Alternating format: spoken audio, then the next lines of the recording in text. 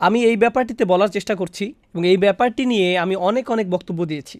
পাপের আবর্তন, পুনরাবৃত্তি, এমনকি ভালো মানুষেরা যারা নামাজ পড়ে, কোরআন তেলাওয়াত করে আর উমরা বা অন্যান্য ইবাদতও করে, কিন্তু একই সাথে তারা তাদের একাকী সময়ে কিছু বাজে অভ্যাস ত্যাগ করতে পারে না। এই সমস্যার দুইটি অংশ আছে, একটি হলো আধ্যাত্মিক, আরেকটি মানসিক।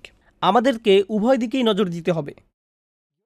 আমি মানসিক দিকটি নিয়ে শুরু করতে চাই, কারণ বেশিরভাগ সময়ই যখন এই ধরনের আলোচনা হয় তখন আমরা মানসিক দিকটিকে গুরুত্ব দেই না, শুধুমাত্র আধ্যাত্মিক বিষয়ে কথা বলি। এই কারণে আমি মানসিক দিকটি নিয়ে কিছু কথা বলতে চাই। আপনাকে এটা বুঝে নিতে হবে যে মনোবিজ্ঞানে একটা পরিভাষা হলো ট্রিগার। সহজে বলতে গেলে নির্দিষ্ট কিছু অবস্থায় আপনার মস্তিষ্কের নির্দিষ্ট কিছু রাসায়নিক নিঃসরণ আপনাকে বাধ্য করে নির্দিষ্ট কিছু কাজ করার জন্য। একটা উদাহরণ দিচ্ছি। ধরুন কোনো এক তরুণ অ্যাকশন মুভি দেখছে এবং মুভির মধ্যে এক পর্যায়ে কোনো সুন্দরী মহিলার ছবি চোখে পড়ল। মুভি পজ করে সে আরও বেশি খারাপ কিছু মনোযোগ দিয়ে দেখল এবং এভাবে তার ভিতরে এই অভ্যাস গড়ে উঠল। সম্পূর্ণ মুভিটির জন্য এমন হয়নি, এটি হয়েছে মুভির একটা দৃশ্যের কারণে যা তার মনকে ট্রিগার করেছে। আবার এরকমও হয় যে কোনো মানুষ যখন তাদের অ্যাপার্টমেন্টে অথবা রুমে একা থাকে তখন আপত্তিকর কাজে জড়িয়ে পড়ে। তখন এমন বিষয় ঘটে যেটা খারাপ। যখন সে মসজিদে থাকে তখন এটা ঘটে না, যখন সে বন্ধুদের মাঝে থাকে তখন এটা ঘটে না।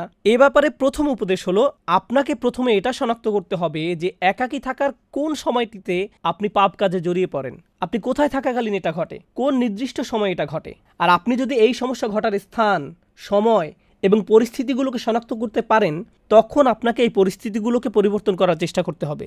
আপনি একজন যুবক, ইন্টারনেটে যেসব খারাপ জিনিস পাওয়া যায় তা নিয়ে যদি আপনার সমস্যা থাকে, অর্থাৎ আপনি যদি ওই সকল বাজে জিনিস দেখার অভ্যাসে থাকেন, তাহলে আপনার ল্যাপটপ, মোবাইল রান্নাঘরে রাখুন, যাতে আশেপাশে আপনার মা, আপনার বাবা সবসময় চলাচল করেন। এগুলো আপনার রুমে রাখবেন না। আর অভিভাবকদেরকে বলছি, ঘরের মধ্যে এই জিনিসগুলোকে দৃশ্যমান স্থানে রাখুন। এগুলো আমাদের সন্তানদেরকে ধ্বংস করে দিচ্ছে। এখন আসুন এই সমস্যার আধ্যাত্মিক দিকটি আলোচনা করি। মানুষের জন্য এটা স্বাভাবিক যে সে তওবা করবে এবং পুনরায় সেই পাপ করবে, কারণ আমরা খাত্তাউন। আল্লাহ রসুল সাল্লাল্লাহু আলাইহি সাল্লাম আমাদের বৈশিষ্ট্য বর্ণনা করছেন, খাতিউন নয়, কুল্লু বানি আদামা খাত্তাউন। আর খাত্তা হলো সিগাতুল মুবালাগা, যা দিয়ে অতিশয্য বুঝায়। সহজ ভাষায় এর অর্থ হলো এমন ব্যক্তি যে ভুল করতেই থাকে। যেমন খাব্বাজ রুটি বানাতেই থাকে, খাত্তা বারবার ভুল করে যেতেই থাকে। এরকম ঘটতে পারে, এটা অনিবার্য যে কিছু পাপ বারবার ঘটে থাকে, এরকম ঘটতে পারে।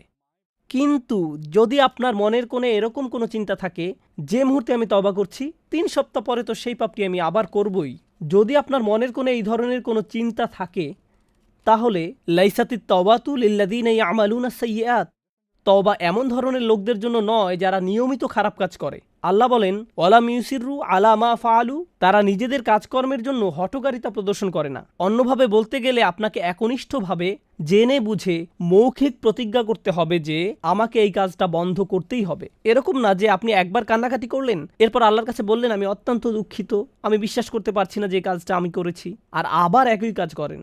আপনাকে উপায় বের করতে হবে যে কিভাবে এর থেকে পরিপূর্ণভাবে মুক্তি পাওয়া যায়। নিজের সাথে ঐকান্তিক প্রতিজ্ঞা। আর আপনি যদি নিজে এটা করতে না পারেন, বন্ধু বান্ধবের সাহায্য নিন, এমন মানুষদের সাহায্য নিন যাদেরকে আপনি বিশ্বাস করেন। আমি জানি কখনো এটা বিব্রতকর, কিন্তু আমাদের সবারই মাঝে মাঝে পরামর্শ বা সাহায্যের প্রয়োজন হয়। আপনি যখন বুঝতে পারেন যে এরকম ঘটছে বছরের পর বছর আর আপনি এটা ত্যাগও করতে পারছেন না, এটাই সঠিক সময় কারো কাছে সাহায্য চাওয়ার। এ কারণেই বর্তমান সময়ে উম্মার জন্য মানসিক এবং আধ্যাত্মিক কাউন্সেলিং অত্যন্ত প্রয়োজন, এবং এত বেশি সংখ্যক পারিবারিক কাউন্সেলিং প্রয়োজন যে এটাকে বলা যায় উম্মার জন্য অত্যাবশ্যকীয় বিষয়গুলোর একটি, কারণ এটা মানুষের কাছে শান্তি পৌঁছে দেওয়ার একটা মাধ্যম হতে পারে।